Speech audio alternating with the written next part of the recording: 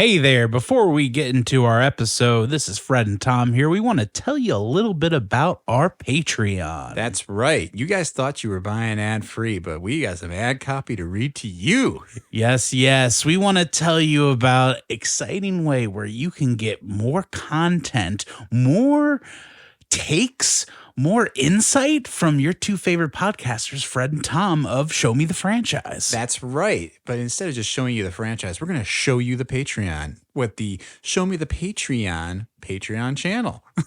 Yes, with the Patreon, you will be getting one additional episode. What else do we want to tell them about, Tom? We'll give them exclusive sneak peeks for things that are coming up, Fred, and you'll get early access to other things that maybe other people don't know about yet. Mm-hmm. Yeah, anything exciting that's going on in the world of pop culture or anything else that we cover, we could cover it on the Patreon. That's true. Now, you can get it all for just a low price of $1 per month. What? $1 per month, and you'll be getting a free bonus episode every month, in addition to our regular feed, which will, of course, remain free to you. But if you want that extra, real meaty content, yeah, instead of getting the traditional 2 episodes a month, you would get an extra episode. That's 3 episodes a month. How can you say no to 3? 3 times as nice, 3 times as sweet. Beautiful. Thank you for listening, and on with the show. It's time for Show Me the Franchise with Thomas and Frederick. It's time for Show Me the Franchise with Thomas and Frederick. Welcome to Show Me the Franchise, the podcast that talks about franchises of all shapes, sizes, backgrounds, genres, and types. I am one of your hosts, Tom Stadler, here with the real MVP of this podcast, Mr. Fred Egan. Fred, how you doing? That's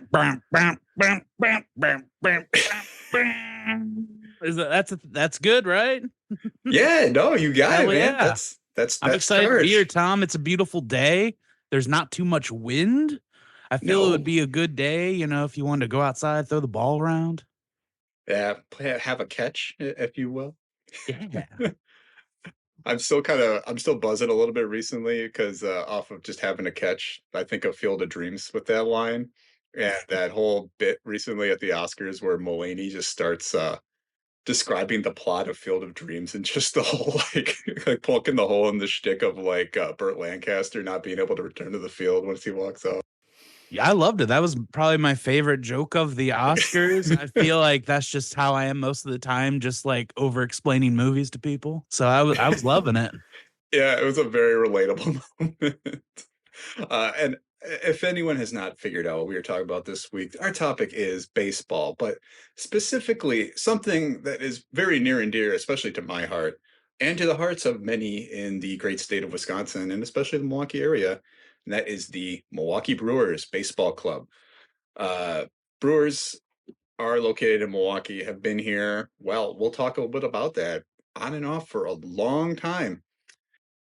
And here to talk to us about the Milwaukee Brewers, Fred, is a great comedian in the state of Wisconsin who's made his way up and down the state, Mr. John Egan. John, welcome to the show. Hello, boys. Oh, I just wanted to jump in for Oscars talk. Let's do this. No, Did you have a response to the John Mulaney bit? Oh, I loved it. I love Mulaney. So that was great. They are almost, the Oscars are almost back to being tolerable, which I really enjoy. I'm a big movie guy, so I loved it.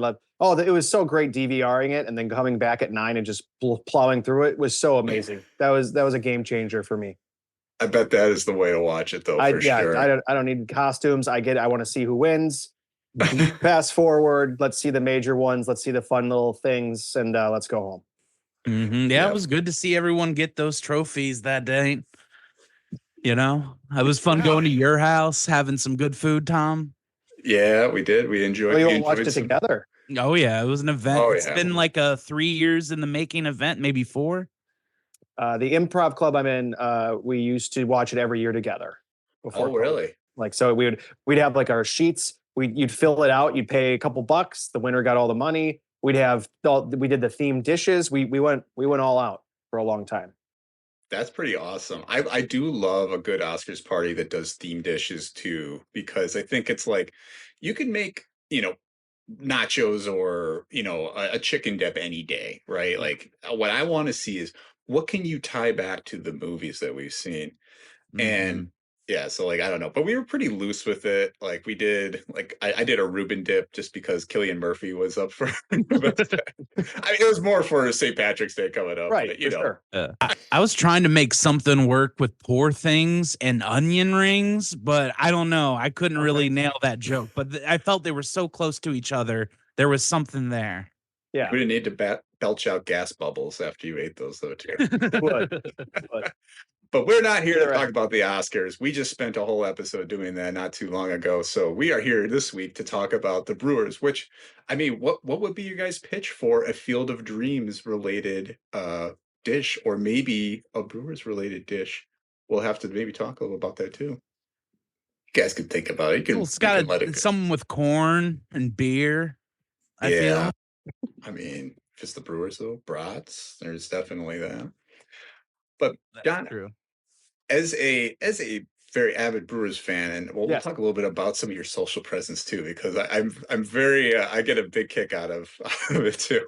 But what is some of your experience with the Brewers? Like, when did you first recall going to even like a game or start really following the team? Yeah, so it's pretty vivid. My dad had season tickets after the World Series era, and I remember very vividly, like 5, 6, 7. He had season tickets on the third base line, like 10 rows up at County Stadium, and so I remember always going there and getting the Snickers ice cream was like the highlight of the game because they had giant wow. ice cream Snickers bars, and they would walk around and get for like $3. And so that was my big treat every time we went that I loved getting. And so that's a big memory for me. Also, I still have hanging up in my basement a Robin Yount Sports Illustrated giveaway poster. So as soon as I got it, I brought it home and I framed it, and it's been in that same frame basically ever since for probably like 20, 25 years. Oh my God, that's awesome. I Yeah, love it. so it's so that's what I remember going. And so when I was a kid, we went. My dad, I'm the oldest of 4, so we didn't really do season tickets a little after that, after all the kids came. But then I jumped really hard back into it in high school because 2 of my best friends, Paul and Matt, who do my podcast with me, they were huge Brewer fans as well. So that we kind of all bonded on that. That's fantastic. So what era was that you really started to follow that again? Was that kind of like right as they moved to the National League, or are we talking a little bit later? So this would have been 99, 2000. So Okay. just the terrible years, just the Matt Stairs starting in left field for the Brewers. Like that is a legit bit with me and my friends, because like we would just say climbing the stairs and pretend we were climbing in the stairs with our hand in the bleachers because there's nothing else to do. You're just goofing around because tickets were cheap. So The team was just pretty bad. I mean, we were a couple years removed from the 100-loss season. That was yes, not good. very close. Yeah, that's pretty good. I was tempted to jump in, but I wanted to let you keep going because we also, my dad's company had season tickets on the third base line, probably Oh, about really? Okay. 6 or 7 or 8 rows up. So there's a very decent chance we probably were sitting by each other at County Stadium back in the day. Probably. Yeah. Yeah. I like your guys' own 2002 past was lives crazy. thing. This is what was the word they used in that? I am not going to attempt it because I don't remember. But you guys But it's definitely like- could have had it. You could have been like right over each other's shoulders. That's pretty magical. Yeah. That was a great view though. I love that area in County Stadium too. Yeah, it was just great. And I have vivid memories of going to the bleachers like on Saturday or Sunday afternoon games. And that's something that's never been replicated in my opinion, which is kind of sad because that place was crazy during County Stadium. That was a madhouse because you entered your own entrance from the back. You had your own vendors, your own bathrooms, and then you just baked in the sun. It was just constantly dudes with mustaches and kind of mullets with no shirt screaming. Like that's just what it was, just an aura. It's like being like in the student section of the Badgers game when it is actually full, like when it used to be full. So Oh yeah. Well, that's been a long time since that's happened. yeah. So like early 2000s, early mid. Yeah, Barry Alvarez era we're talking there for sure. For sure.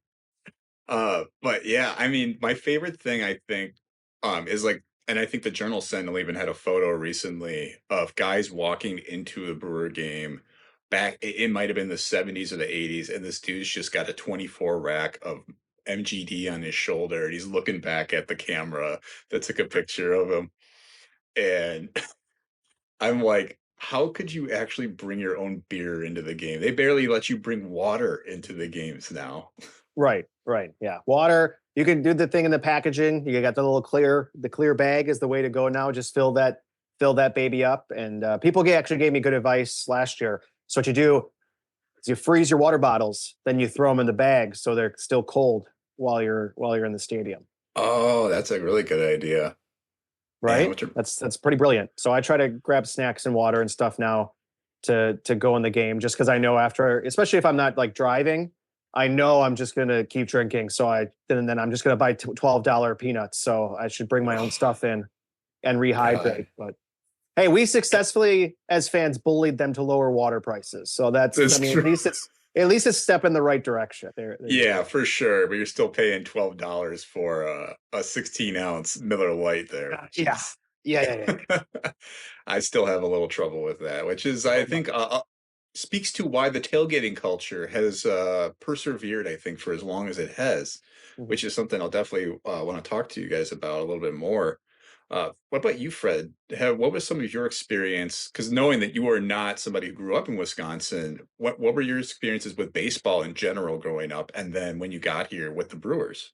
Well, when I would go see baseball growing up, it would be the Orioles in Baltimore, because I was from the East Coast, Baltimore area. At that time, it was like Cal Ripken Jr., Rafael Palmeiro, kind of like. I remember going and I knew the players. That was like the last time that was a thing. And I remember really enjoying going to Orioles games. It's a great field they have out there. It was pretty new. I remember going on a field trip to the Baltimore Stadium because it was just like a new stadium. And I can't remember the name of it. My first Brewers game, I think, was with you right after COVID and like 3-4 years ago, whenever that was. And it was a really good time. I think we sat in like some bleacher seats, and it was a really good time. We went out. Was like full access, or still when they were like spreading people out for like 6 months? It was fully opened at that time. I'm pretty sure, because I remember like we had been talking about going for a while, and you guys were kind of charting how full they were filling up the stadium. Until it was like, we were like, all right, let's go. I remember it not feeling constricted when we went, at least. Yeah, it might have been. Yeah, good question. Because I think it might have been every other row still at that point. I do remember going like fresh into 2021, like when they first were allowing people back in. And for that time, I kind of loved it because I was like, my partner and I are in two seats. Nobody is like right on top of us, because sometimes you get those seats where the people have got the elbows like right into your sides. But yeah, after like one or two times of that, I'm like, I kind of miss the big crowds. This is how you want to watch it. Yeah, my wife and I went in like that May of that year when they were still doing 50%, and we loved it. It was just like, it was a different aura because you were excited that you got to go to baseball again. You got to watch them, and the fact that people were spread out. Like, so you had people like diagonally from you. So like you were just hanging out with people. People were actually like talking. Like, we met everyone around us. We were hanging, like people were cheering for the game. Like, it obviously is not the same, but it was just full. Not the riffraff were gone. The riffraff, like the extra little riffraff that's not needed there was not there, and that sounds very hoity-toity, I feel. But for a period, it was nice. But because like I was there, and then you compare it to when I was there last year for the Giannis jersey game, that first one. Absolute madhouse, just insanity from top to bottom, that game. Yeah. Well, and how many people are you pulling in that haven't watched the Brewers maybe ever just because they want the jersey at that point, right? Like, yes. So there was a lot of Giannis fans, but I mean, Bucks fans, which was nice. I mean, you saw a different group, but that was the game where I think Lauer blew it against the Cardinals really bad. Not a good showing by the team. And then, people like as we're walking in, getting our jerseys, people walking out with 8 Giannis jerseys, just clearly bought cheapest tickets to clearly just go and sell, because we were going on eBay immediately. We're like, okay, how much are these selling right now? 67. Oh, okay. All right. Man, I might pay it though. Just get to. I didn't get to go to that game, but it sounds like I didn't want to be there. Yeah, I'm sure this one will be good too. I see it's white, but I loved that jersey. So it was worth it. Yeah, it's I mean, it's a great time going to games. I think, as we were kind of talking about before we started recording here, it's, going to the game and the environment around being at now American Family Field, which I'm still not quite used to saying. It's still Miller Park in my heart, always will be. Yeah. But I think the culture around going to a game is something huge, and I think the neighborly feeling you get from a lot of people in Milwaukee, that you could have a conversation with somebody who is right next to you is such a cool feeling. I'm a little jealous, Fred, that you got to go see like Cal Ripken Jr. though a lot in person, because Yeah, I don't sure. remember seeing It felt like a big deal. Like, I just remember watching, like when you watch Space Jam, how like at the end Michael Jordan comes out and it has all this fanfare and like stuff going off. In my recollection, that was what happened like anytime Cal Ripken stepped to the plate when I would go to those games. It was like in an event, and that was very cool to see. So, Yeah. I also lived seeing in Cal Ripken Georgia Jr. for a play while. was like seeing Michael Jordan play the Monstars, is what you're saying. That's a really good quote for the byline of the episode. Yeah. Well, I lived in Georgia for a little while too, and I saw Chipper Jones play, and I know like in the South at least they loved him, and that was a lot of. I knew at least 3 people with dogs called Chipper. My gosh. So you got to watch the Orioles and the Braves growing up, Fred, which is a perfect segue, I think, to start talking about the history of the Milwaukee Brewers. Ooh, Be- do you? Because I don't know if you knew this, Fred, but the Brewers have a tie to both the Orioles and the Atlanta Braves. Well, people say I don't read the dossier, but I do. No, I learned that today when I read over the notes, and I was like, these Brewers are just like me. They came These from the Brewers. East and settled in the Midwest. Spent some time down South. A little bit. We moved around. They moved around a little bit. So yeah, just to talk a little bit about that history that we are referencing right now. So the Brewers team, at least the name, really came from as far back as the late 1800s. So if anyone's not familiar with baseball, baseball is old as shit. Like it was developed in the middle Very true. of the 19th century. Yeah. And the modern Baltimore Orioles actually trace their roots all the way back to Milwaukee when the Brewers were part of the Western League, which was a minor league back in 1877. So I guess they had reorganized from some other, who calls it the Whippersnapper League or something else. I didn't get that far back in the research. But basically, this league inevitably became what is now the American League in the year 1900. So the Brewers spent 1 year playing in Milwaukee before they moved.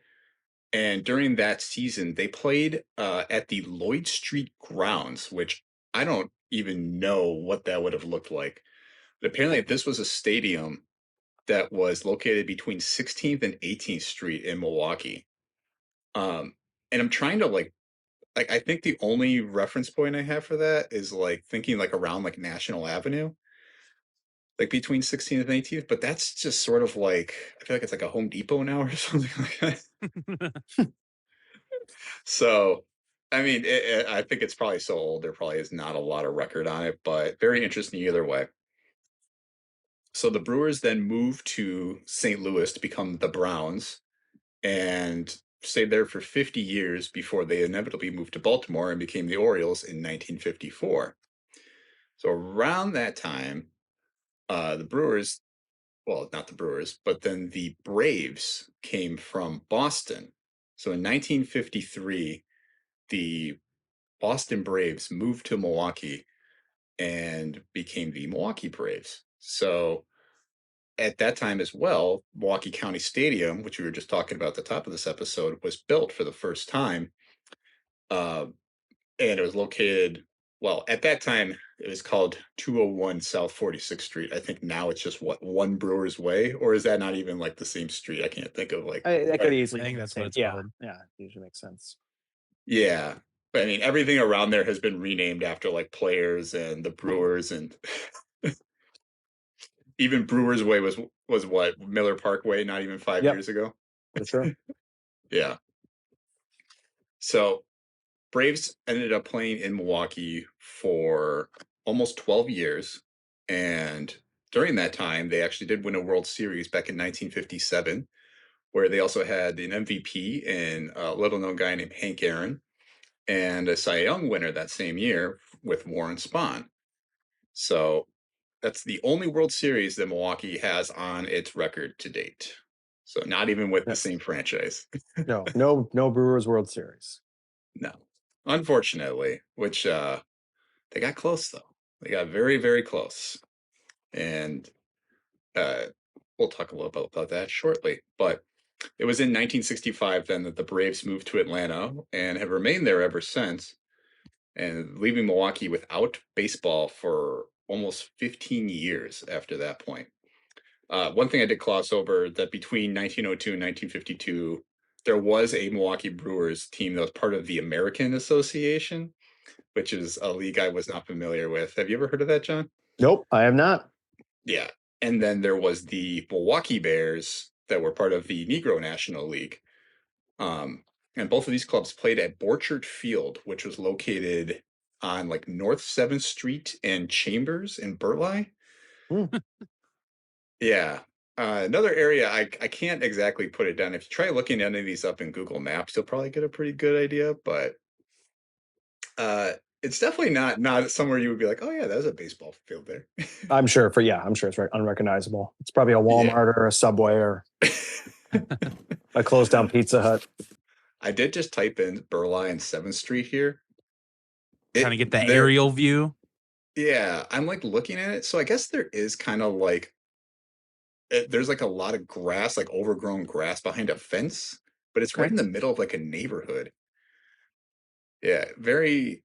So I wonder if that's kind of where it was, but you can barely tell if there was ever a baseball field there. It's all just housing now. Okay. But anyway, so fast forwarding then back again to the year 1969, a expansion team was created in Seattle, Washington, that was then known as the Seattle Pilots. So this club played for one season in the American League West Division before they went bankrupt and were acquired by Bud Selig in bankruptcy court, who promptly moved the team back to Milwaukee here. In 1970, then they were officially became the Milwaukee Brewers once more, and would stay as the Brewers that we now know and love today, 54 years later here. Before this 1972 season, the Brewers agreed to switch over to the American League East in order to make room for the reigning champions right now, the Texas Rangers.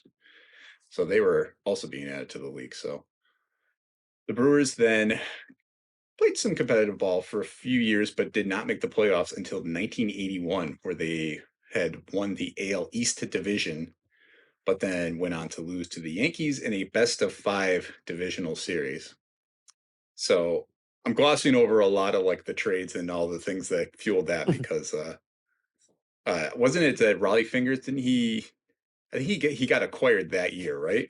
I believe so. With that, the older stuff is a pretty big blind spot for me. Like I know the basics and obviously the 82 stuff. I know I read that 50th anniversary book and 1.5. There two came out the same year.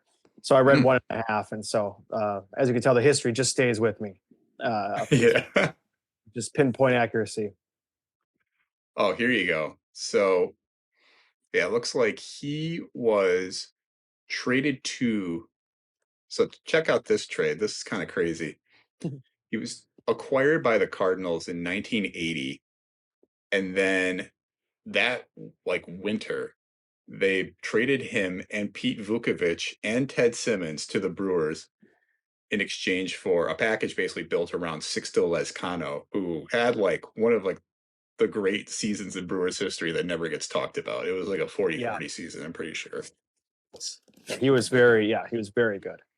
Yeah, so at the time it looked like a fleecing, but inevitably they traded the Brewers two Cy Young or soon to be Cy Young winners.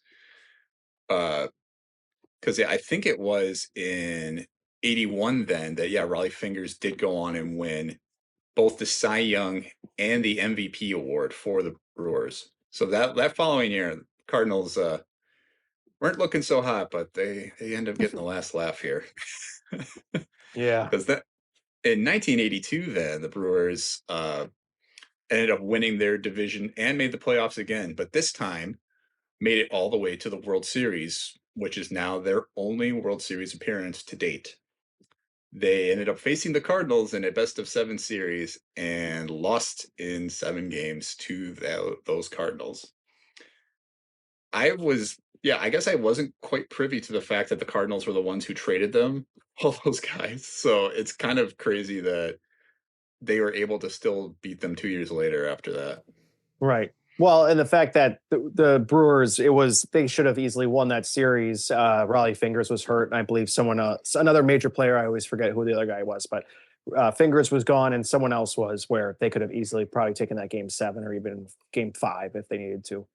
Right. Yeah. You lose the reigning Cy Young winner. It's sort of like, it's a big missing piece in a winner take all series. Right. So probably was the deciding factor, but it was that Pete Vukovich who was traded by the Cardinals that ended up winning the Cy Young in 1982 for the Brewers. And they also had an MVP winner that year too with Robin Yount, who as aforementioned by John, is on a wall in his basement. Yep. Forwarding on here to 1994, due to divisional realignment, the Brewers were moved to the American League Central Division up until 1997, where they would finally move to the National League Central and have been there ever since. So Brewers moved to the National League in 97, and then construction began just the year prior on what is now American Family Field, then known as Miller Park, which was one of the largest construction projects in the history of the state. So it was built with $290 million of public funds from a 0.1 sales tax or 0.1% sales tax that began at the very beginning of 1996 and did not end until March 31st, 2020, which, is a pretty insignificant date in hindsight. Yeah, nothing happened. So Sure, nothing was going on. No, nothing. We were just like, oh yeah, cool. The tax end. Hey, you guys hear about this disease going around? Yeah. Week 3 of lockdown. Clearly this won't happen for the rest of the year. Oh man, at least the taxes were off. Everybody's. Oh yeah, I'm sure that's definitely. No toilet paper, but that 0.01 was off our escrow. Thank God. Yeah. So Miller Park officially opened in 2001, with the first pitch being thrown by then U.S. President George W. Bush. It's at the first home game in the park on April 6, 2001. Since their move to nothing the NL, else happened that year either. No, totally, inconspicuous. Smooth sailing for Bush, yeah.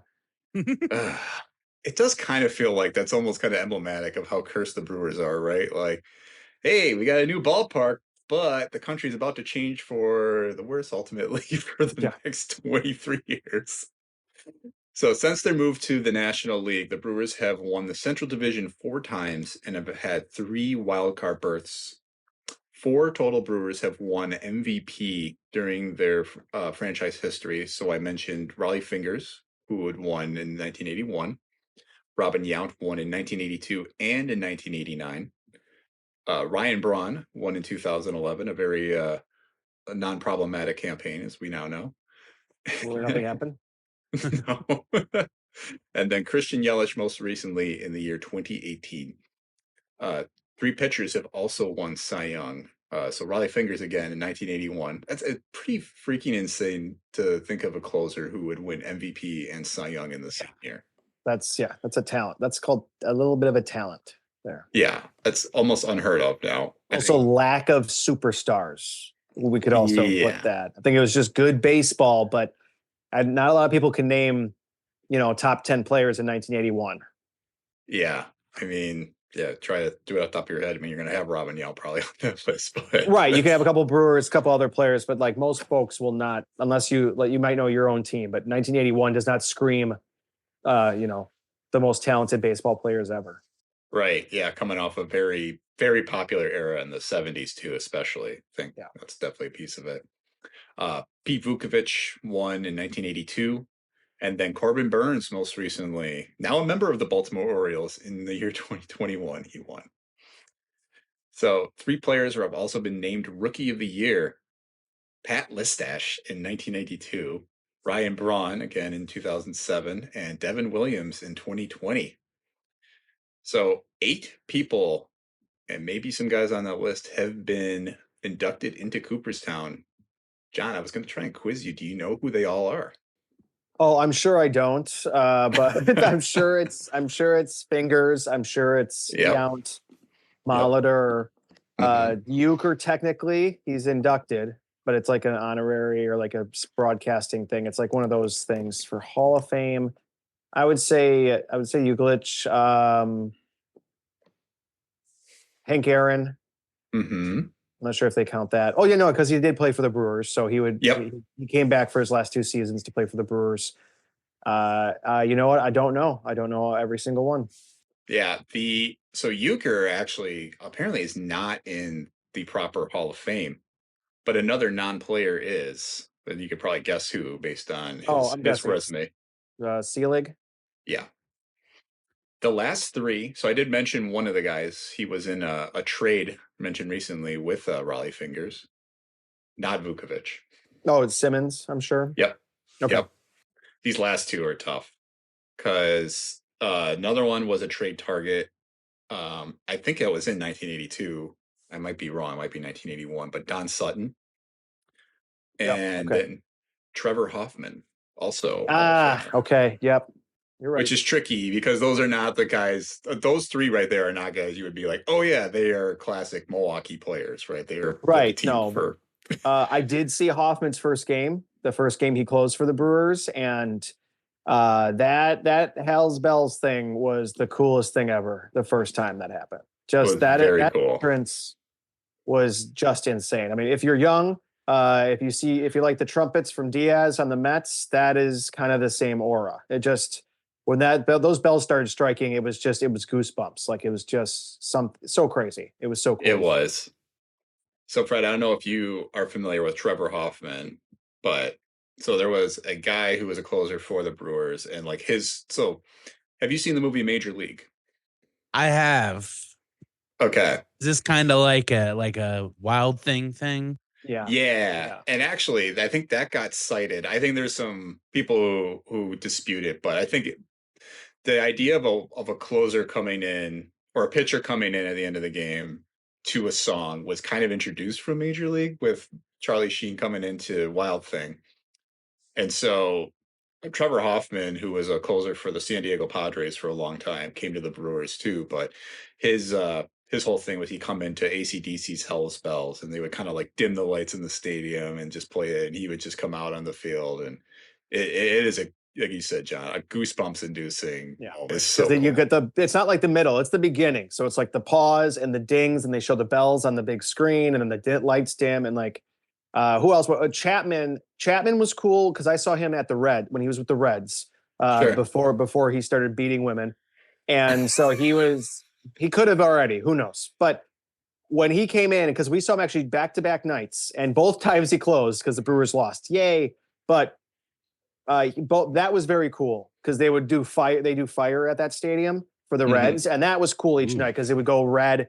All the lights would go out, like so cool. Something that I don't know why doesn't happen enough. I get some players aren't really into that, but just adding wrestling to sports never hurts.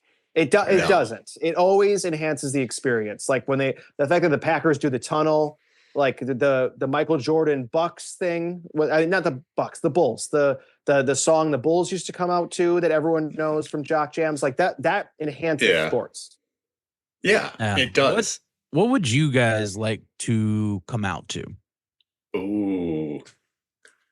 Here's the thing. I feel like my music tastes are so like douchey where it's just for me. But like for like if it was like at this moment, the current Cody Rhodes song, I really love the beginning, and then it just gets really bad. Like the beginning of the Cody Rhodes' entrance is so cool, and then the song is so bad that it makes me laugh. But like the beginning 45 seconds, I would love to come out if it was on a loop. There's also this other song called like Shivering. So it's like this DJ guy who always does thing. And again, first 45 seconds is like the coolest wrestling entrance theme to a sports ever. And then it gets really bad where there's no talking or music for a long time.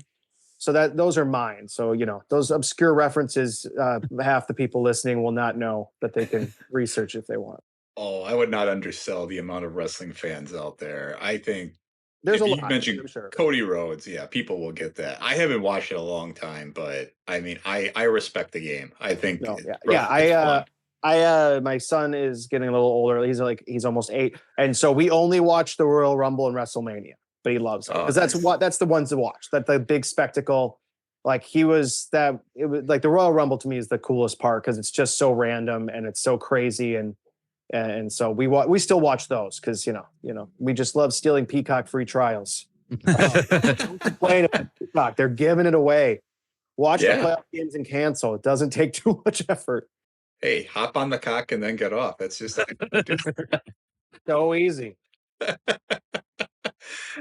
I think, and yeah, it's funny. I do think that is there's only a couple things that really draw people to Peacock, but my brother-in-law pays for it to get soccer because he watches the EPL all the time. Oh So yeah, okay. I pick up off of his stuff, so I catch all those like random shows they have on there. But yeah, good question, Fred. I don't know. I've been trying to go through my head like what's like a song that would really be emblematic, and all I can think about right now is like that scene in Always Be My Maybe. I don't know why I'm picking up on this, but like when Keanu was walking into the restaurant to sail, and like I'm just like it's just in my head that like I could make that look cool. I'm just like, Oh, thank walking God. I out. was hoping you weren't going to pick a douchey song. I'd probably do Hungry Like the Wolf. Let's move on. Nothing wrong, Duran. Oh, yeah. The beginning of that song would be a great entrance, I think. Yeah. I mean, maybe this is a good opportunity though for us to talk a little bit about the fanfare around the team though, and just like the stadium in general. I mean, what are your guys' thoughts on American Family Field? I still love it just because I grew up going there, and when it was for Miller Park, we started going there, and especially high school and stuff into college. Like I had a huge group of friends in college who we every summer we would go to 6 to 10 games together. So we'd go right when the park opened, like on Saturday for 6-10 games. We'd start right at 3. We'd sometimes go to West Dallas and go to the bars we knew because one of our buddies' uncles owned it. It was a whole day. So like before we all had kids and got a little older and people moved away, but that's like a home for me. That I seriously call that my second home. I love that place so dearly. I love it, and I get so excited to go every single time. It makes me happy, and so yeah, I'm a huge fan. That's great. That's how I feel probably about the Magic Kingdom. That's fair. Hey man, whatever floats your boat. I mean that's for sure. I'm planning my first family Disney trip right now. Oh, hell yeah. Well, I got the tips. Let me know. I went for my honeymoon. Excellent. No, because we got to wait for flights because they released the packages for next year. And Sure. I know that January area is pretty good because the weather's nice and it's cheaper. So we got that down. Now we got to wait for Southwest to stop being pussies about releasing those flight times. Right. So I can book all that because that'll depend on when I book the trip is when the flight's on there. So I joined a couple of the Facebook groups. I got the moms working for me, doing all the tips. I got it down. But so I know, like 7 days flight there, 4 parks. You do 2 parks, take a day off. I know. So you do the pool, and then you can go to the Disney shops where all the merch that you can buy on all the parks is there. So you don't have to go in the parks and buy that crap. You can buy all one day, bring it all back to you, and then enjoy the park. So I'm in. Hell yeah. I research. Gosh, it's been a long time since I've been to Disney. But yeah, I mean, I do think there's a lot of fanfare around Disney, I think, especially in the Midwest, because everybody's like craving those winter trips to like I need to go somewhere warm. Why not just go to Disney? Like they got it all there. So totally makes sense. But yeah, I totally agree with you. Back to Miller Park or American Family Field, whatever. It's the same thing. It's You always can Miller call it Park. Miller Park. It's Miller Park. Yeah, it's I all mean, over. I mean, that's why I call it AmFam Clam. It's easier to say. That's what we've been calling it since we changed. AmFam That's Clam. fun. It kind of looks like a clam with the roof closed, so it's the AmFam Clam, and then it's easier to say. It's true. The AmFam Clam, the clam, if you will, we could call it that. I liked when people called it the keg, though, too, when it was Miller Park. I thought that was a very fun nickname for it. But I think there is something about, like, is it the most state-of-art stadium anymore? No. I mean, we just talked about it. It's 22 years old, or 23 this year. And I mean, it's showing its age a little bit, which is why we had this whole push and pull in 2023 where lawmakers were trying to get this thing funded to make the updates. I mean, we could talk a little bit about some of the ownership and some of the recent struggles with cash flow or the classic struggles that has existed pretty much as long as this team has been around. But I think the efforts to try and at least keep the stadium going and not put the taxpayers in a position where they have to be funding a team for 25 years again is one that obviously a lot of people are going to be in for. So it's definitely a place that I think when you've grown up around it, you get used to it. There's a nice, like, I don't know, like you said, a familial feeling. It feels like a second home. Like the people there are very nice. The vendors are nice, but I mean, the in-game presentation too, they really do. They keep you entertained. And I think it's something that the Fiserv Forum does too very well. But I think they kind of stole a lot of those ideas from what American Family Field was doing because they know there's a lot of young kids there and they have to entertain them mid-game, right? Yep.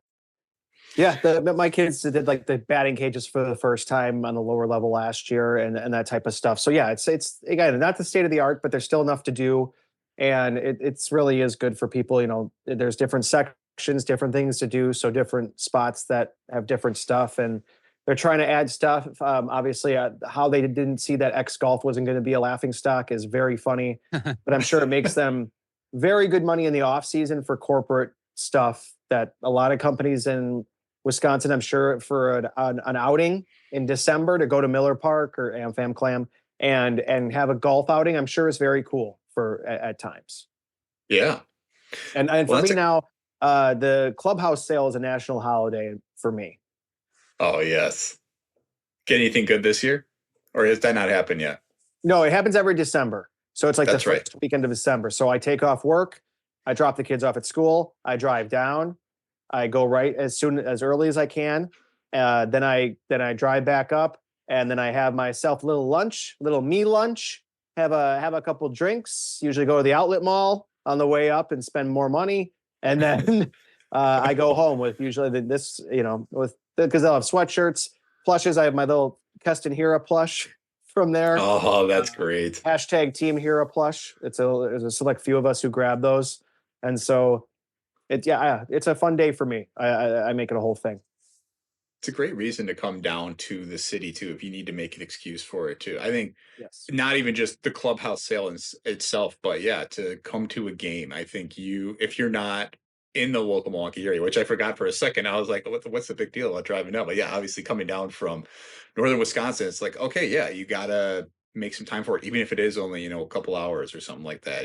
That's a significant effort. And I think that area has done such a great job, or the stadium itself has done a great job of adding a lot of different things. Yeah. X Golf not going to be everybody's cup of tea. I think, especially mid game. Are you going to watch the game, or are you going to play in a golf simulator? Right? It's like, right. That's kind of silly, but yeah, for the off season, that's definitely things that they want to get going. But yeah, there's so many kids activities. I mean, I know even my nephews, when they go with my sister and my brother-in-law, like my nephew wants to run the speed test, right? He wants to try and throw the ball and see how hard he can throw it. And I think I only think about, because I haven't been to a ton of other stadiums in the nation, and maybe you could speak to that, or even Fred, from what you remember from a couple that you visited. But there aren't a lot of other places, I feel like, that offer all the different types of activities you can find at AmFam Clam. No, I know, like, the one in Baltimore was probably the closest, but I don't remember a lot of that at the Atlanta stadium. I was gonna ask, have either of you, since we're kind of talking about like amenities and things to do, either of you done a baseball game where you've been in like a nice, I don't know if they have boxes in the baseball stadium, but like the Oh yeah. special treatment. I want to know, like, have you guys ever done anything like that? Because that's something, as not a sports fan, but I've always wanted to do, is kind of like special box, the food, the treatment. Have you guys done that? I have not, and that's like a bucket list item for me. I have not been able to do it. Just not been like with the right company or right people to do it. The closest to me is the 300 section at AmFam is pretty close to that. You get your own entrance, you get your own concessions. You're like underneath. They serve you stuff you can order from your phone, all that stuff. So it's like almost a close to the box. But no, I have not done that yet at a sporting event and want to really bad. Yeah. I think though it's also not easily accessible all the time. Which is maybe my one big critique of a lot of the stuff with boxes, and even with a few of like the special areas that the stadium has. And they have a lot, but they're not cheap, and they know that they can get these big corporate groups to come out and spend the money on doing that. Because I've done, I think, a number of them, but also just kind of happen to be right place, right time for a lot of these. Like, you have, suites that are available for corporate events. I had a company that rented one out because the guys who were in charge of the company were they were former baseball players, like in college, so they were huge baseball fans. So they spent the money to get, their whole department to come and, get in the suite. And it was very cool. Like, you get all the free food and all that. I mean, it's a cool experience. I think the one I really liked recently was we had a connection, a friend of a friend, or for Northwestern Mutual, and they got us tickets to the like Northwestern Mutual deck, and that I thought was even a better deal than like the club like boxes or anything like that, because you're Is still that kind the of out. outfield one or the one in right field in the bottom? It's like no, it's the outfield one. So it's like I think it's on the third deck proper, like up yeah, kind of like if you go up directly from where left field ends. Yeah. It's like right there. So the view is what it is, but you're out there, and I think the food there that I saw was even better than they have in some of the boxes. I was pretty impressed. They had guys shaving meat. It looked like you were at like a country club brunch. Yeah. And I mean, again, that's the kind of the stuff. But I actually have also done the right field front. I sound so like fucking persnickety right now, like, or not persnickety, but I sound like very bougie. Like, oh yes, I've done the Northwestern Mutual deck. I've done the right field front. Hey, if you can do it, take those things. I mean, I think it's cool to try and do some of these things. I think that is one thing they live off of too, is a lot of these corporate events. You have the Mountain Dew deck, or it was the Mountain Dew deck. Like you had that. Yep. Yeah, like that party center that you can get like food and stuff. I think they offer so much of that because that's such a huge revenue stream for them. And again, it was way back then, but they used to do Fridays or some Saturdays too, where the Dew Deck was like college night, and if you had a college ID, you could get like half off, and they just stack you in, and you could do things. And I still remember I was there with a bunch of my good friends, and so they were throwing out bobbleheads, like throwing them out to people. And so they threw it to one of my friend, and my other friend Paul grabbed it like right in front of him, like it was going to him. Ben Sheets bobblehead, grabs it, like just grabs it. And so this became a thing for a very long time between them, that he kept being like, "Oh, you mean when you took my Ben Sheets bobblehead that was thrown clearly to me?" Kept being brought up. So here's the thing. So then the guy gets married. Paul is the guy who grabbed the bobblehead. He's his best man. The day on the wedding, his best man speech gives him the bobblehead as a gift. Oh, that's fun. Yeah. It's a kind of a fun little full circle thing where it's like, it was a core memory of him stealing that bobblehead in a Dew Deck during a college night. Hey, that's the magic of the Brewers. You know what I'm saying? Right? Yeah. Brings people and weddings together, and it's true.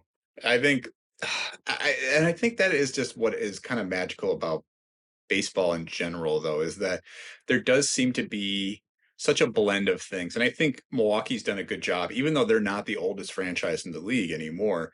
You can tell that they recognize though that baseball's been in Milwaukee. We talked about it in the history already for a long time. A lot of people have a lot of like fond memories. That's why there's a lot of odes to some of those players who were even on the Milwaukee Braves back then. And you get like the bobblehead nights that are like, get your, Hank Aaron, Milwaukee Braves, like bobblehead. I have and I don't have it nearby me, but I actually contributed to one of those bobbleheads, like copy. I had an opportunity to work on a project with the Brewers, and I got to work on Hank Aaron, who's one of my all-time favorite players. Just I grew up just loving watching like highlights of him on what was it, just ESPN, because you couldn't find any of that online at the time. But but I think it's just one of those cool things you get to do, and it's one of those things that they offer is just these cool memorabilia. I mean, there's so many reasons they're trying to bring you out. And it's all sort of like these marketing ploys of like, come get your Giannis jersey, come get your Hank Aaron bobblehead, come get your Hank the dog bobblehead, whether it's Hank 3 or 4, whichever one we're on now. I at least have 3 different versions of the bobblehead, which could be for each dog. So who knows? You'll just inevitably like number them underneath. Like this was Hank 3.0. Yeah, I was going through one of my storage like rooms in the basement, and we found like 4 bobbleheads that we must have been keeping for people that we never gave. So we had extra Hank, and so my daughter loves dogs, so she got that one. I found the Paul Molitor sliding one in a baby blue, and man, now that's up on my collection. So it's like, they just go over. But that's definitely anytime I see a thrift store or Goodwill or garage sale, I am looking for bobbleheads because people love just giving those things away. They do. And people get crazy about collecting them too. I mean, we have the Bobblehead Museum here, the National Bobblehead Museum in Milwaukee. I've never been. Have either of you guys been? No. All I know is that there's a comedy podcast called Comedy Bang Bang, and a comedian does the Bobblehead Hall of Fame, Tim Baltz, which is very funny. Yeah. Right. God, that is a great bit. I think I did listen to one of those episodes he was on. Derek McCheechek is his name. He's the owner and proprietor of the Bobblehead Museum, and he has a perfect accent because he's from Chicago. So yeah. Well, there's so many of those guys in the LA comedy scene too that are just Chicago, like born and raised, but then they're out in LA now. Just like, well, I love it out here. I'm never going back to the Midwest. It's like, oh, good for you. Right. Not all of us. They miss snow, but it's good out there. Yeah, for sure. And I guess that's something else that I did want to talk about because, we did talk about the fact that there is a roof on the stadium too. So there's never a rain out. I think that's one of the benefits too of having a stadium like American Family Field, where having the collapsible or the retractable roof, you never have to experience the rain delays that a stupid team like Minnesota, who decided not to put a roof because it was so beautiful, but now they face the inconsistencies. It's like, you guys get worse weather than us. What were you thinking? Yeah, didn't another team just announce they're doing an open air stadium where it rains a bunch? I forgot where, but another team is Seattle.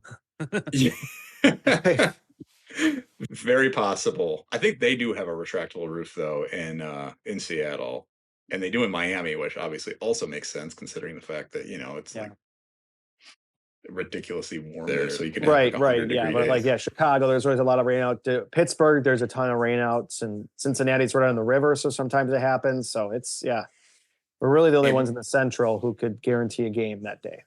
Yeah, I mean, and the fact that now they're even doing opening day and doing a day after, like with no one playing because they know there's going to be a bunch of snow and rainouts, is hilarious. The fact that like they already know it's like, the Brewers are playing the Mets, but don't count on it. It's probably Friday. And it's like, oh, well, great. Because if this was in Milwaukee, we don't have to worry about that. We know it's going to be Thursday, which I think it's an underrated selling for following a team like this, where if you're planning a day to go to the game, barring you getting like terribly sick. Sorry, Fred, I'm just going to hit home right now. But it's sensitive subject right now, man. But you're guaranteed, like your plans are not going to change. The game is going to go on, and you can plan on that, even if it's going to be pouring rain or, God forbid, snow on opening day, which I've definitely been to a game where it's sleeting and you just feel miserable inside that when you get outside. But What about the tailgating culture? I think that's something we can't talk about the stadium by because not every other team has that either. The tailgating culture is pretty massive. What are your guys' experiences with tailgating? Oh, I'll just say, I was with good friends.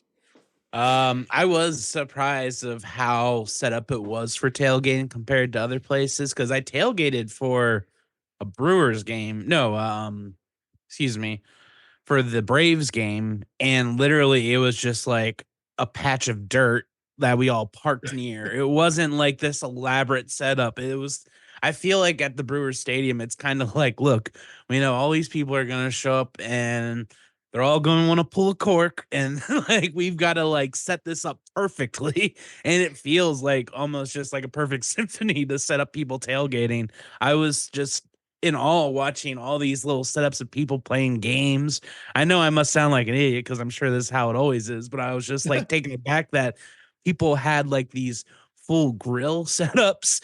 And then like it was also kind of like there was always one guy in every group that was, checking his watch, like, all right, I gotta turn the heat off the grill because we gotta go in a little bit. And like I feel like there's like a guy who's like, we gotta keep this on track. Where me, I was sitting in the parking lot. I was like, I'm kind of having a good time in the parking lot.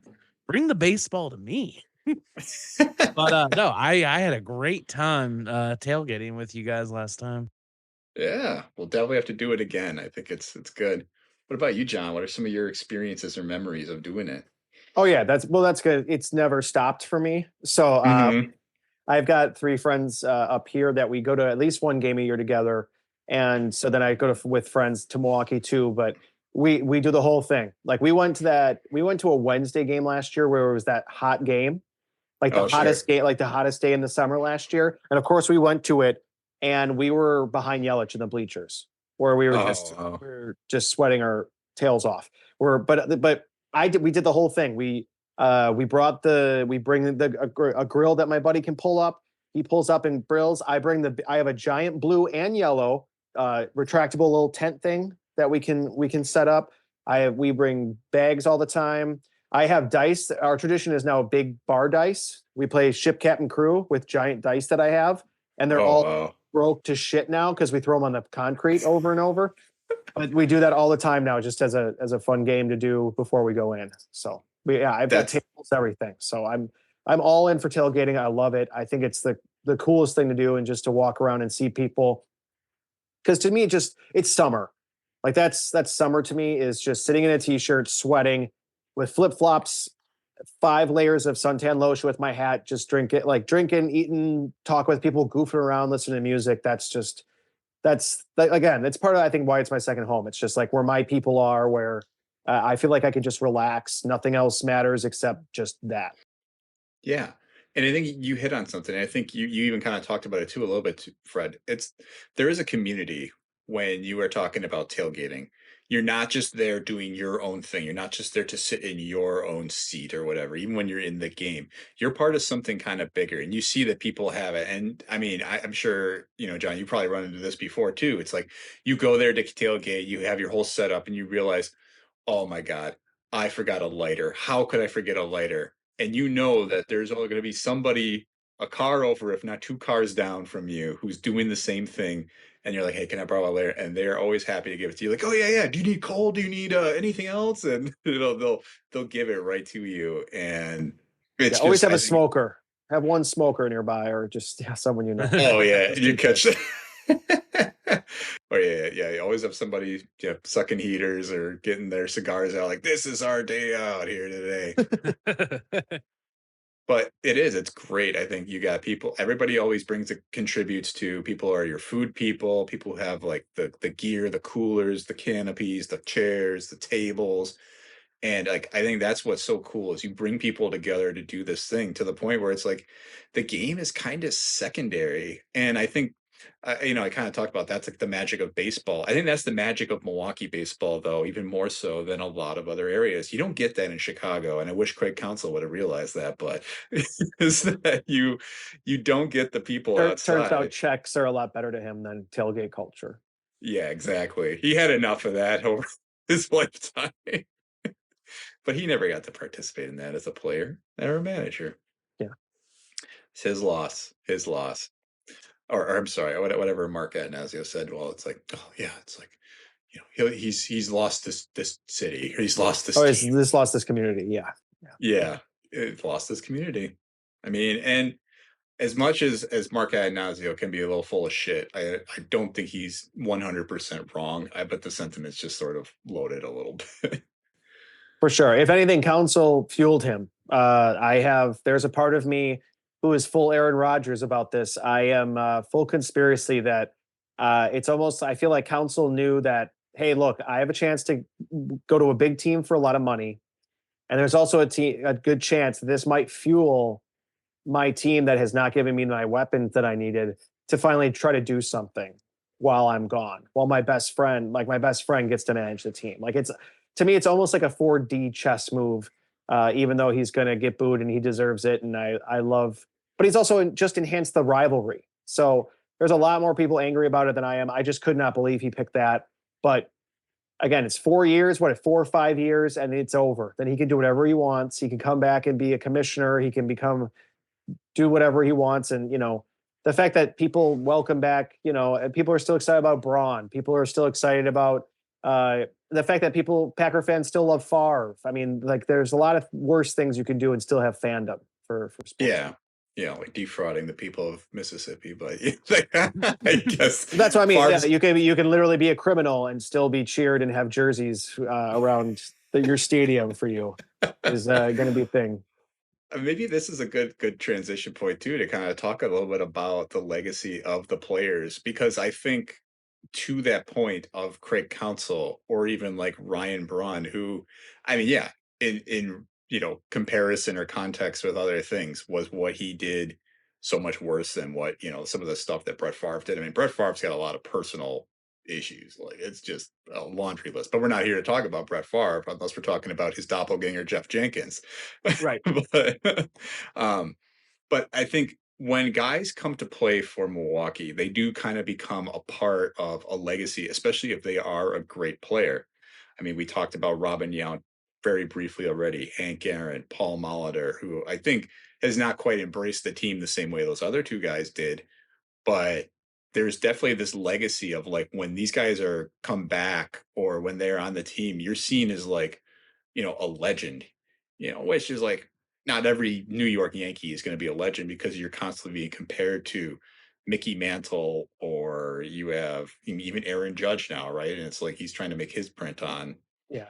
I'm pretty sure Josh Donaldson will be more fondly remembered as a Brewer than a Yankee. Yeah, which is saying something because he's only to the team for half a season, but still 2 months maybe. If that. Yeah, but I think there is something to the way that players kind of get treated here, which I think maybe they do get put on a little bit of a pedestal. The Packers have a little bit of that issue too, and I think the Bucks, just a little extent, never really have that same thing. If anything, I think they're almost more glorified appropriately for the Bucks. Because Bucks is pretty appropriate. I mean, people, like Brandon Jennings, Michael Redd, Ray Allen, like it's the people who made an impact while they were here, respectively. Yeah, you can enjoy little people. I saw Gary Payton's first game as a Buck. Was it a good memory? No, but I saw it. It happened. We all had gloves on because it was called the Gloves. So I mean, we did stuff, but yeah. But it is stuff like that. Oh, God, Gary Payton. I almost forgot that, like, he was a Milwaukee Buck. Like, I have to, like, get that in my head. And that. Oh yeah. George Karl lied to my high school right to our face 2 weeks before he was traded. We're like, hey, because our people were grilling him. He's like, hey, we keep hearing Ray Allen's getting traded. Why would we do this? And George Karl's like, we're not trading Ray Allen. That's not going to happen. And then it does. And then he traded Ray Allen. We're not trading Josh Hader. We're trading Josh Hader. To be fair, they never said they weren't going to trade Josh Hader. They just said they wanted they'll always answer the phone. They always say yes, and they answered the phone and dealt his ass to San Diego. No, I was just going to say it led to Contreras, so I'm okay with it now. Yes, but it's at the moment that was a very dark moment of the Brewers' history. But anyways. Yeah, no, I mean, it shakes up a team, but I think there is something to that same element, though, of like the players that are here. And I mean, we idolize these guys as fans, but I think even the players are kind of like, hey, here's a great player in our locker room. Like, we love having this guy here. I mean, then you have dudes like Mike Moustakas, who is not making the Hall of Fame ever, but he's remembered fondly in Milwaukee and Cincinnati and wherever, or Kansas City, I should say, not really Cincinnati. That wasn't his highlight years, but you have somebody who comes for one of those playoff runs and they have a huge moment, a huge hit where, I mean, Tony Plush, right? Like, that's Well, yeah, the guy. vibes. One hit and vibes, and that guy is a legend in Brewers fandom. Yeah. Well, I mean, he was already a legend, I think, off the vibes alone, but then coming up with like the big hit to send them to the NLCS for the first time in, however many years that was, Yeah. 2030, but it's stuff that immortalizes you here. And like, so it's like to the point where it's like, yeah, every time he comes back, people get on him. Or like, yeah, let's talk about Jeff Jenkins before. Jeff Jenkins is not one of the greatest players really to ever play, even for the Brewers, but people loved him because he had the shtick of like looking like Brett Favre, but also he was a pretty good player for the Brewers in a time when they were not a good team. That dude could hit, and like those stats nowadays, he'd be a top 10 player. That's what's crazy. Like, I know the sliding bar too of how much offense has diminished a little bit, but I mean, that era of the Brewers, I think, brought a lot of people in. I know for me personally too, like, I mean, growing up, like, I always went to games, but it wasn't really until I hit high school, college, that I could start getting into it again, which was kind of the Fielder, Weeks, Braun era, like, as they were starting to come in, which got, I think, a lot of people on board with Milwaukee. So this is a little before I think you even showed up, Fred. But yeah, that was kind of the renaissance, I think, again, of like Milwaukee baseball is back after many years of just sort of being. I mean, you have the label of being the diehard, John, but being suffering through the hard years. Fred, when did you come to Milwaukee? I moved here in 2007. That is a good time to come. So Fred was the good omen then, basically coming right. There. Usually am. Brought about winning baseball in Milwaukee. Yeah, you can't leave. I heard Fred's the first person to do Barbenheimer. He did both movies the first day. I almost feel like we need to do another Oscars episode. I'm jumping for more conversation. Yeah, bring me on for movies. Let's do a different one. I'll dress up with movie attire instead of Brewers. Yeah. But one local hero I'll also talk about, John, because I wanted you to speak a little bit to I think what's gotten you a little bit of a social following. I don't know if you'll admit that or not, but is when Brent Suter was here and doing a lot of the promotional videos.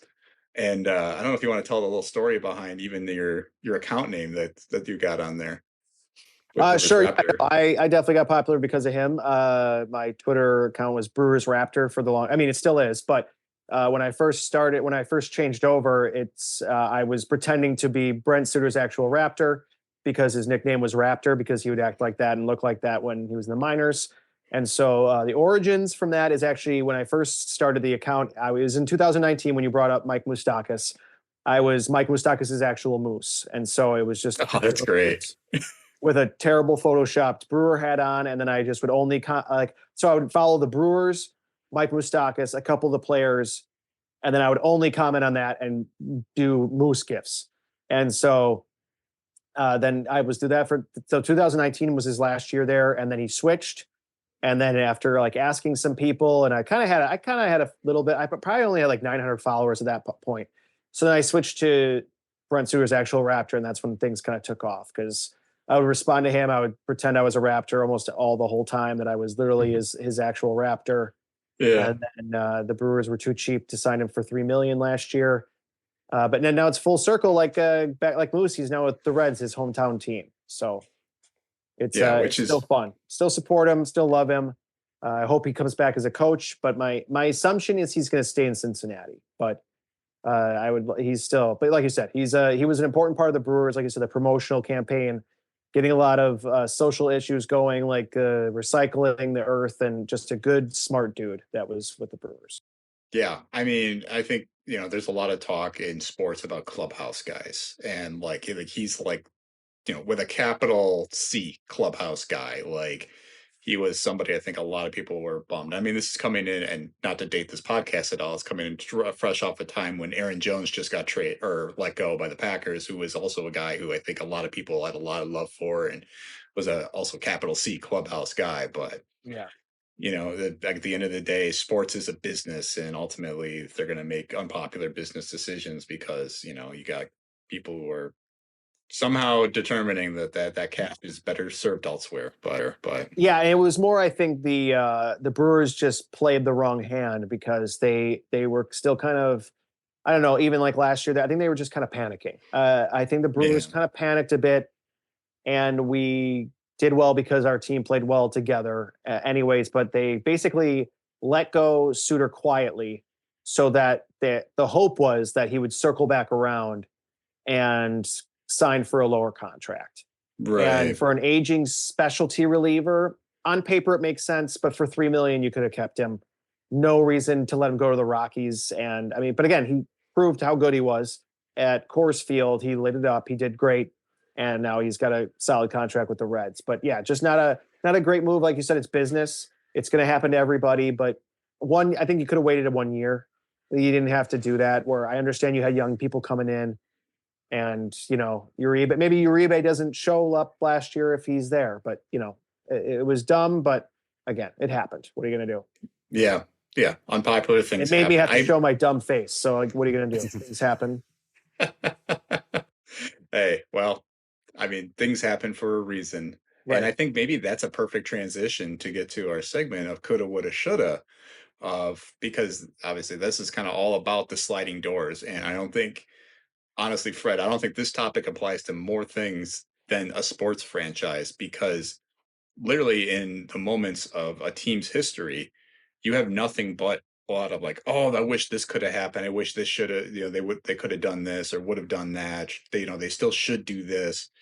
And I think Brett Suter is definitely maybe sound like I said Brett. I meant Brent Suter. All right. All right. Got Brett Favre in my head, but Gotta uh, stop that. I know I'm just dong slinging everywhere. But I think one of the things that you could talk a lot about the Brewers is like, yeah, all these different sliding doors, and Brent Suter is a big piece that maybe he wouldn't have made a big difference in the outcome last year, but I think you look at keeping the clubhouse together, in times of trials that they're going through. That's a guy you like having around.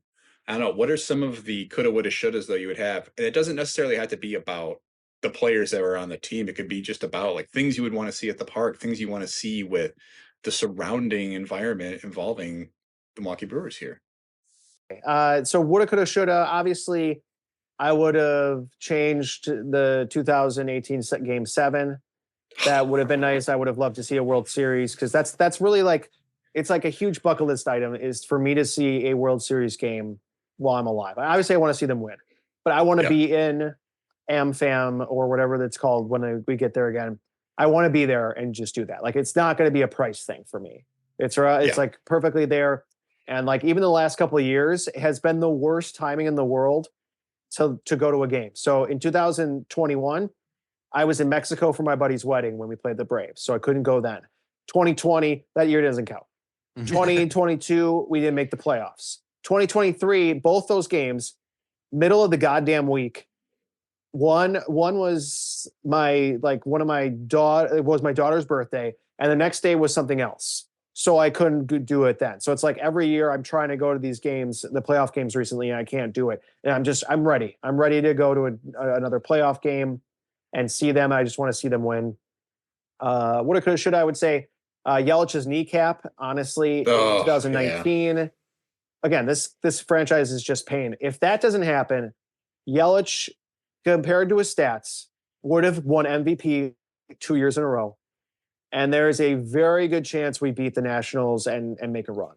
Oh, I because think we definitely the players were emerging. Besides Burns sucking, everything else was hitting on cylinders. Moose and Grandal, like it was our best offensive year ever.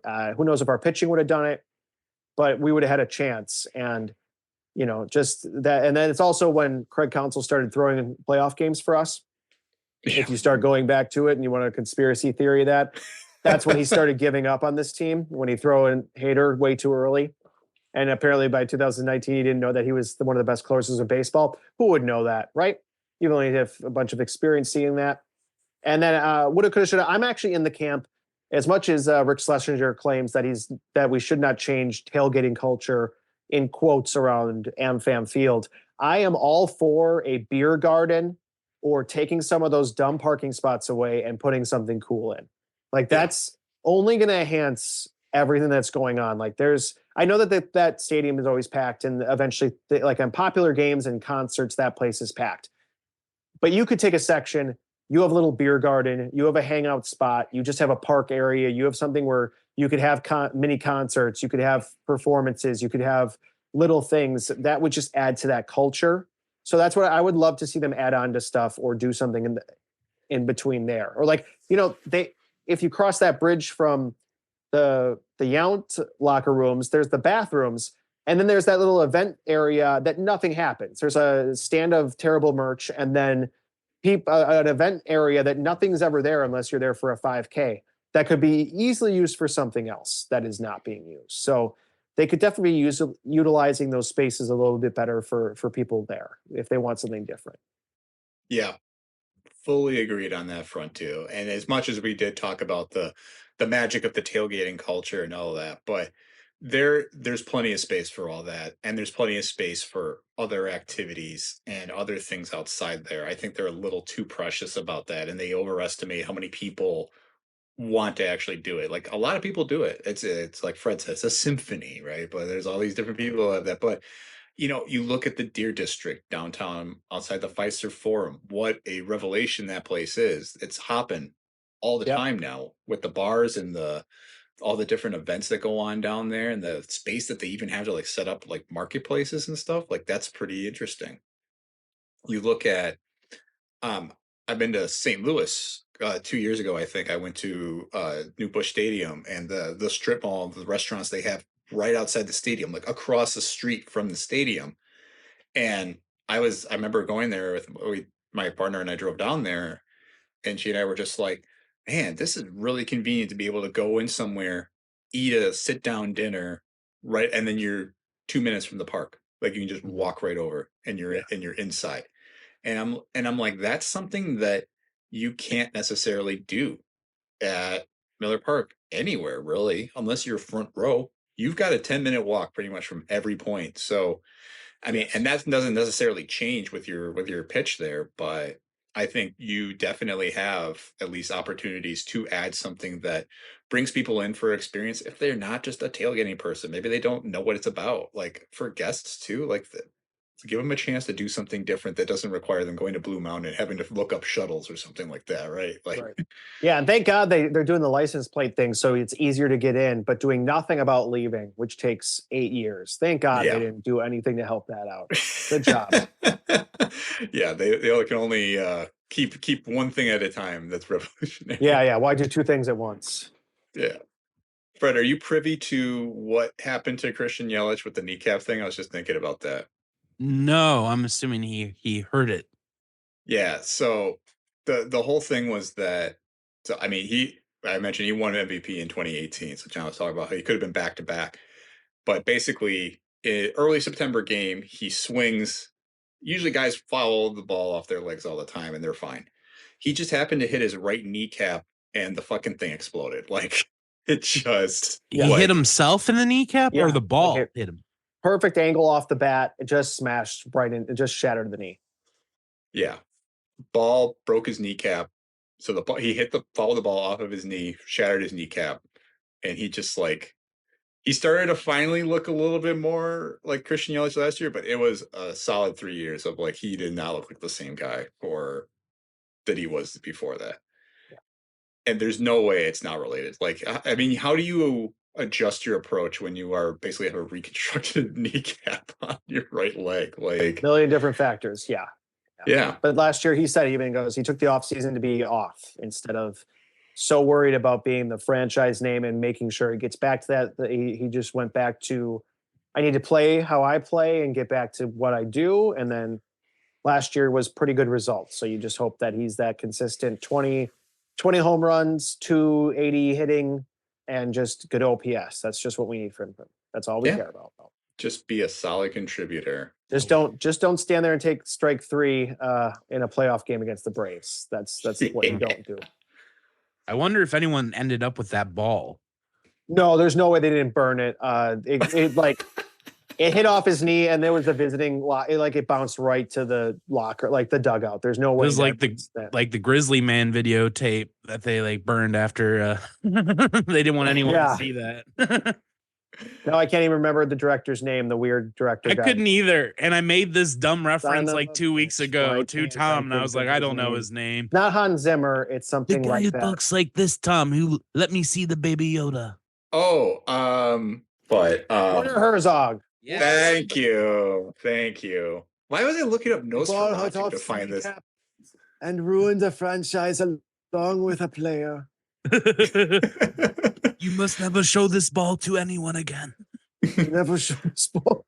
Bury its You ashes burned where this no one will treasure. locate it.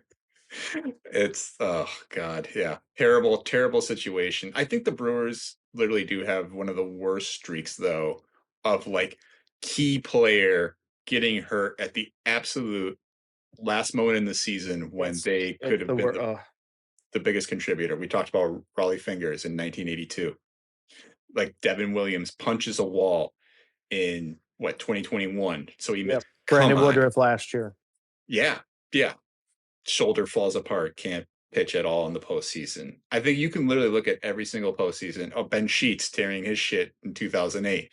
Yep. Like it's just it's a franchise of heartbreak. As much as I love this team to death and I will cheer for them and I agree with you. I would love to see a World Series game one of these days. And that's my sliding door. I would have loved to just have that 1982 team just win it all. And that way that monkey is off our back so that it's not just constantly scraping and crawling to try and get to a World Series. And Right. Yeah. And then half of it's the trash talk. As soon as we can, not as soon as people can't say there's no rings, then they lose everything else. So. Right. Yeah. It's like being a Minnesota Vikings fan, man. It's like, True. and I hate comparing it to that. But it is the same. It's sad. It is what it feels like a little bit.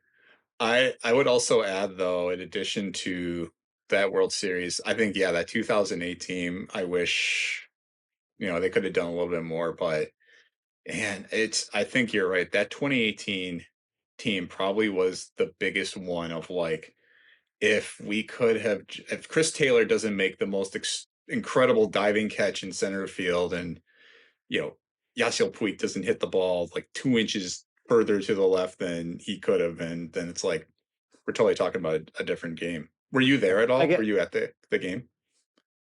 No, that was again when my daughter was born. So that was so my daughter was born October 6th.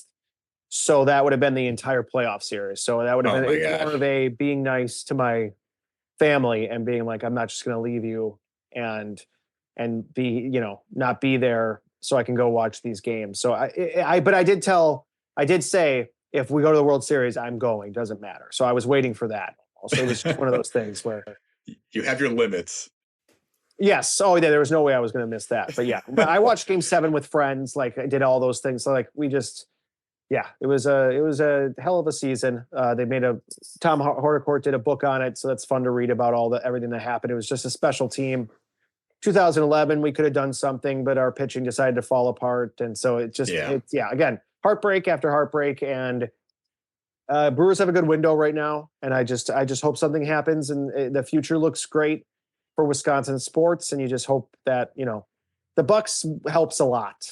The fact that they won in 2021 helps with mental health a lot in Wisconsin, I feel like. Yeah, for sure. If you follow the Bucks, Packers, and Brewers, it's like, you in Giannis we trust right now. Fred, do you have any coulda, woulda, shouldas you would add for the Brewers? So, I mean, it's because it's all going to come down to like amenities and the experience for me. Sure. I know like Miller Lite is probably pretty closely tied to the Brewers, but I feel like in Baltimore, there's a beer called National Bohemian, and it's dirt cheap, and it's the beer of the Orioles. And when you go to an Orioles game, you can get that substantially cheaper than the other beer. I feel like the Brewers being called the Brewers should have kind of like a garbage logger 16 ounce that they sell that is theirs. You would think that would be great. Yeah, and it just kind of, to me, that seems like a weird no-brainer thing when like Baltimore has that and they're not a beer, they're not really known for their beer. I think there was a thing where there was like, well, even last year they tried selling beer into the 8th inning and they quit after a month because people went crazy. I think the reason we don't is because people would abuse that privilege to the maximum. Yeah. Unfortunately, the state of Wisconsin has a little bit of a drinking issue. And yeah, if you had a beer for $7 instead of 16, everyone's drinking that. It would be untapped by second inning every game. Yep. I think that's why somebody said like it is even like $1 beer night in Chicago for the White Sox that they had that one upon time, and they was like that was the worst promotion ever because it was in chaos. Yeah. But I think the sponsorships that the Brewers have had, there's been some issues with that. I think just even losing like Clements and Miller as the brand name is such a weird thing to me. I can't wrap my head around. Like these things have been staples of that team for so long, and now Usingers is also a local sausage maker, so I think you're at least replacing kind of one for one. But going from Miller to American Family Field instead of like, I don't know. Leinenkugel is not that they would have the money to really pull that up, but it's like at least it would feel a little more sensible to have like the Liney Dome or something. Well, we have the Liney's deck now. They That's take true. over that restaurant and the brewery, which is actually cool. I do enjoy going there and hanging out and having a beer. But that was on Miller. Also could have ponied up. They're not struggling. People are not buying beer, so they could have easily ponied up if they really wanted to. And here's the thing: is we've lost that aesthetic, sadly, in sports. The fact that the Clippers arena is now called Crypto.com Arena. Yeah. The fact that sports fans across the world didn't rise up and, well, because football people are used to that already across the world, soccer fans, because their jerseys are just pegged with terrible sponsors and their arenas, so they don't care. But like America, the fact that that's happening and no one rioted and tore down the sign, like it's over. Like we're never going to have cool names again, really. And it's unfortunate. It's going to be all insurance companies and big names and billionaires who have weird company names. So it's just sadly the state of things. The NFT arena or something. Yeah. That's next after it. Should we get to our power rankings? Unless you guys have any other coulda, woulda, shouldas you want to talk about. I'm good. Sure, I think I'm ready. All right. So power rankings this week for the Milwaukee Brewers. And I feel like, well, this will probably be the chance to really talk about the glory versus all the pain that we had to go through. But it is the top 3 moments of the Milwaukee Brewers. John, as our esteemed guest, would you like to kick us off? Sure. Just a couple of big moments for me, you're saying? Yeah. I would say that the top 3 moments, and I think look, we can take it very loose or very literal. The top moments of the team's performance, or it could be the top moments of like, I was there, I saw this thing happen, and that was super cool. Or it was just like, hey, I had this awesome experience where I got to go on the field or something. Sure. So yeah, I'll go very quickly because I have 3 very easy moments. So 2008, when we won the wild card game, I was at my friend Ken's house. We were watching the Packers lose terribly to the Tampa Bay Buccaneers. They had the orange old school jerseys. I still remember that. It's a core memory. So we were watching the Packer game, the Brewer game to get into the playoff to the wild card, and the Marlins game where they had to help win so the Brewers could get that wild card spot. So I specifically remember watching all that together, watching Wes Helms, Brewers legend, hit a home run for the Marlins to help them win, to help the Brewers get in. And then as soon as Braun hit that home run, me and my buddy did an invisible band around his house for 20 minutes straight. So just different instruments doing mime, just like just like around his house for 20 minutes as just a moment for Brewers fans to be happy again. And there's hope for the future. Again, in 2011, when the Brewers won the division, I wanted to go that weekend. I was scheduled to go Saturday. There was a chance I could win Friday. I actually saw like the Riverside Ballroom had the Dr. Seuss like like it was improv puppets, but it was like rated R adult theme. So I saw that Avenue Oh, Q. that's funny. not Avenue Q. It was like Puppets Unleashed. So it was Oh, like okay. so it's like Oh. the redhead guy from like Friends and Showgirls was in it. That was Oh, sponsored nice. him after. And so we were at a bar, and the Brewers won the division in 2011 for the first time in forever, where all the confetti came down. Some of my friends were at the game, and I kept texting "Go Marlins" so they would lose, so they could win when I was there, and they didn't let that go for years against me. And so, but then going to the game that next day, when they won the division, everyone celebrated. The confetti was still all over the seats, where you could grab confetti and put in your wallet, like just a good aura there that whole season. And then the third one, as I say, I'm pretty sure I was in college, where the Prince Fielder and Ricky Weeks debuted the same day. It was a Saturday, Oh, nice. and we were in the bleacher section, standing room only, because it was both their debuts. A bunch of my college friends tailgating. I have another core memory because that game they both hit their first home runs right in that Yes. section. So we got to see Prince Fielder, Ricky Weeks debut, first home runs, and then I just have a core memory of. So we're all in the stadium. We're getting excited to watch the game. A couple of our buddies have not shown up yet. We go to the back of the standing room only section, and we look over to the parking lot, to the back where you could walk in, and there are them two kicking a red Solo cup around like playing soccer. So we're in there about to watch the game, and they're just outside having a good old time by themselves, just kicking red Solo cups around on the ground for no reason. So those are my big three moments.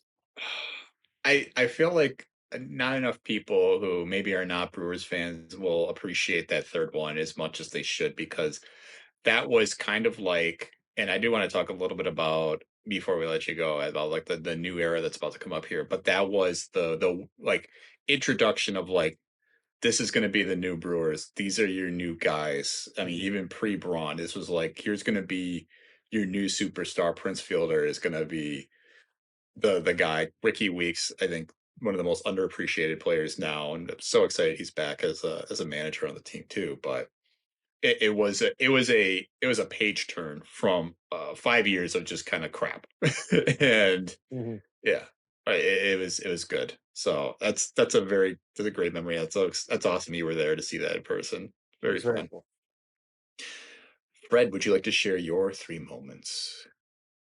I mean, if it comes to the Brewers, it's probably just going to be the one game that I went to. But Do it, baby. Do it. You want to do baseball I moments? quite Do you have three enjoyed baseball? I'm sorry. Do you have three baseball moments that you want to share? Oh, You can sure. go Yeah, that's a beyond little that. Yeah. easier. Like I said, I remember my grandmother taking me to Orioles games because I think it was my grandfather wanted me to go with him, but I wanted to go with Granny, one of those deals. So like I think he gave the tickets to us to go, and that happened a few times. I remember also going to a not a Brewers game, Braves game. And this is when I was very not into sports and going to sports. And the fourth Harry Potter book had just come out like the night before. And I remember going to the game. I had the book in the car with me, and I was going to bring it into the stadium and read during the game.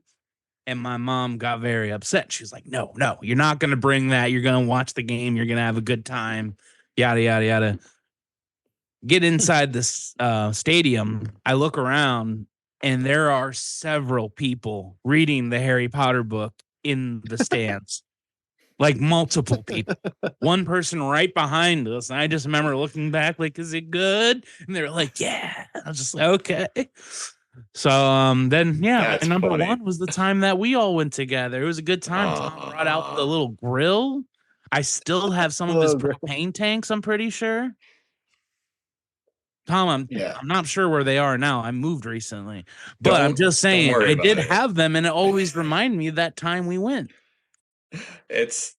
I'm tickled that you remember that, and that's a word I stole from my great aunt. But it's I did have this Weber grill that I had won from a work Christmas party, and that thing got so much mileage. I think it's on its last legs because stuff like broke, but it was like the perfect tailgating grill. I took it everywhere, the Alpine to Miller Park, and yeah, I'm glad it has a lasting memory for you, Fred. And yeah, like I said, I think we're overdue for going back again because Go. It's a hell of a time. I haven't tailgated in a while, and I'm overdue. So You gotta go. Go. Do it. no, I think I'm hopefully gonna make well, I think at the time of the release of this episode, I may have already gone to opening day. Oh. And then we're gonna be yeah, so that's definitely on the ledger. But I would say for me then, for top three, I was trying to think. I wrote down some ideas. So I've been like, wait, do I want that one? Do I want that one? But one of the moments that was my favorite, and I think I'll talk about at least one where I was there and one or two when I was not. The first time they made the championship series back in 2011, my dad surprised my family, so it's just my sister, my mom, and I, with tickets to Game 1 of the NLCS. So Gallardo was pitching against or no, or was it? Yeah, I think it was the Cardinals, and he got tickets behind home plate. And we were like, "How did you get these?" He's just like, "Don't worry about it. Don't worry about how, where, and how." He's like, "Just know, I pulled some things together, and I got these, and it was incredible. It was such an exciting game. We had a great time, and that was like one of the coolest experiences ever. It's just kind of seeing it was the first playoff game I think I'd ever gone to. So maybe actually it was the Diamondbacks. Maybe it was the NLDS now that I'm thinking about it. Because I think Gallardo pitched like an 8-inning shutout. And another guy who I think was very underrated. We could probably sit here and list all the guys. For sure. No. Amazing pitcher. Fantastic. Just yeah. great. But yeah, so I just remember that was like my first ever playoff game. My dad pulled that together, and I was forever grateful. My dad is a baseball fanatic. I mean, he played forever in high school and after Forever in high school. Wow. Oh, I mean, starting in high school is what I meant, but he played like independent league and then softball forever, and he just I don't know, he instilled a lot of baseball in me, so I owe him for pretty much all my Brewers fandom. But yeah, and then I think he and I had a chance to go to that game 7 of the NLCS in 2018. And even though the result was not desired, that was pretty cool to be in one of like I think the most high stakes game of my Brewers going career, because literally thought we're gonna win and be able to celebrate going to the World Series for the first time. Yeah. Only for Yasiel Puig to completely break our hearts that day. Yeah. Our bullpen they were done. It was over. Yeah. It was just too many out. We just needed a 6-inning start from that game to get going. Yeah, but it was just too much to ask, but it was still a very, very cool moment. Another thing where I think we ended up just finding what the cheapest tickets possible and just went. Yeah, for like sure. $100. You got it. Yeah. But it's like, yeah, what are we going to do? Not go and not be there if this happens? So, but yeah, like I think I just mentioned it too. Like my dad and I, it's one of the things we share the most in common, I think, is a love of baseball. And so every moment I think I'm with him watching baseball is a cool moment. So very happy I've had those things. And then I think the last one I will say, and this one I had to watch from the couch as well, is probably when Braun clinched that game 162 back in 2008 to get into the playoffs for the first time, hitting that home run. Because I have a visual memory of my head of being in college and hitting that home run, Brian Anderson on the announcement, just screeching in excitement. And I think I leaped off the couch and just was like, yes, like just threw my arms up, because it's like you knew at that point they were winning that fucking. Oh yeah, it was over. Yeah, it was just they should have just called it. They should have just called it. It was one of my happiest moments though, because just to have been following the team for so long, to actually see them back in the playoffs and playing really meaningful baseball. So is all cool. I mean, I could go on, but it's those are the things that really hit me the most. And yeah, I hope like hell that they can make some more great memories coming up here. And I guess maybe, so we don't usually do like an extra segment, but John, since we are talking about the Milwaukee Brewers and we're at the very beginning of the season here, how do you feel about the current squad? I think it's going to be hella fun. If people still say that, but it's going to be a frustrating year probably at several times, but it's going to be so fun to watch these guys, especially when I posted yesterday a proposed starting lineup. that's a really fun starting lineup that I haven't seen in a while. We've got some vets coming in, but they signed a couple hitters. We got a bunch of second years guys. We got one of the best hitters in the league coming up with Churio, and it's going to be fun, man. It's just going to be so fun. Last year we won 92 games. We didn't have Woodruff. We don't have him again. Burns is gone. Yes. Pitching might be tough, but the way they're building up starters is good. And I think the offense is just going to be so fun. And we're going to have, and here's the thing. We won 92 games last year. We didn't have Rice Hoskins. We had Rowdy Tellez, barely. Yeah. We won 92 games, and we had Willie Adames with maybe his worst career year. And people were hurt all year. And so that was winning 92 games. And the fact that people have this team winning 76 games this year is insulting. And I can't wait to cash those bets that I've already made. So yeah, that's a slam dunk over for sure. That is not a slam dunk. I can't say, but yes, slam dunk over. I'm going to say, and then yes, because that's ridiculous. For losing 2 people does not mean you suddenly lose 15 games the next year. Yeah, I hear you. I think it's an exciting as hell team. You have Sal Frelick, who is going to be playing third base this year, which is still insane to me considering he came up as an outfielder.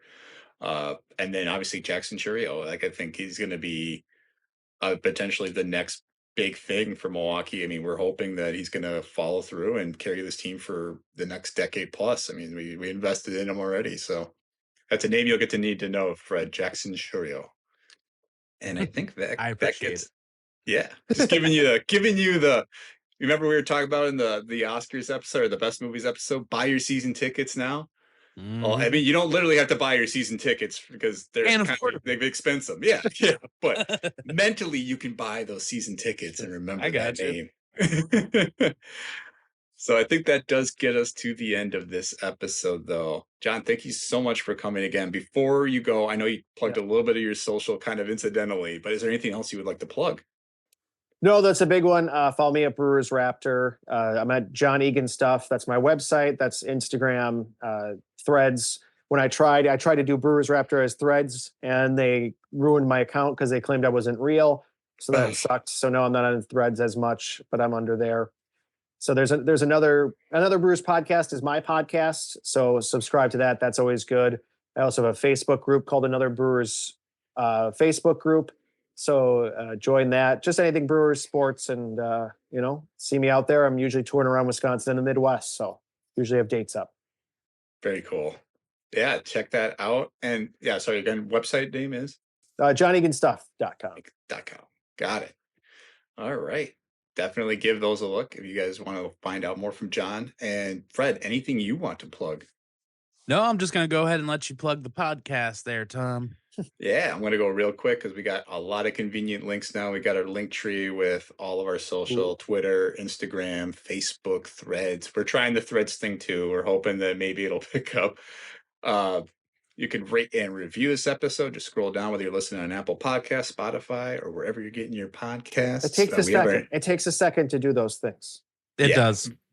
And rate and review John's podcast too, because honestly, he deserves it as well. Put some great stuff out over there, talking Brewers all the time, which is so awesome. Because honestly, there's not enough Brewers podcasts out there. I wish there were. Yeah, I know. I decided to take my talents and be hyper focused on maybe the smallest market of fans in the entire world. Really smart thinking for me. Not Packers, which is worldwide, or Bucks, which is the top team right now. I did the Milwaukee Brewers, maybe the most centrist fan base in the entire world. That's how I went all in. But see, John, you could be a guy with a Yankees podcast, or you could be a legend with a Brewers podcast. That's true. Think about that. Find us. Our Patreon link is now live. We talked about it last time. You guys can sign up for our Patreon, find more resources there, and our link tree has other links and our email. You can find us. And stay tuned for next time, where on our main feed, we'll be talking about the Creed movie franchise. Ooh. And our next Patreon episode, I think, Fred, we have decided on the best video games we played in 2023. Yes. Excellent. So stay tuned for those. John, thank you so much for joining us again. We really appreciate your great to bring all the Brewers knowledge here. Thank you. Thank you so much. Thank you. And Next Thank time, you all. Fred, it'll be something you know about. No, this actually was really great. I learned a lot, but yeah, we'd love to have you come on and talk about like sports movies or something. That doesn't have to be sports. Yeah, related. you pick it. You pick the topic, and I'll switch off next time. Love We'll it. do it. Love it. Yeah, we'll bookmark it. Thank you all for listening, and we'll see you next time. Got no cares, 'cause all I wanna do is charge my phone and drive listening to you. And what the target